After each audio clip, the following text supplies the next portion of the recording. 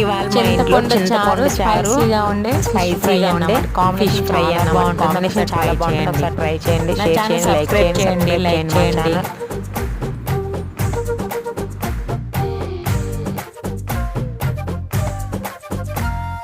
గాల్లో ఎగిరొస్తా మేఘాల్లో తేలొస్తా నీ ఒళ్ళో వాలేదాకా ఉసురు ఊరుకోదు. రాసా రంగులతో ముక్కేసా చుక్కలతో నిన్నే చూసేదాకా కనులకు నెత్తుర కనబడదు. నీ పలుకే నా గుండెలకే అలల చప్పుడనిపిస్తుంది.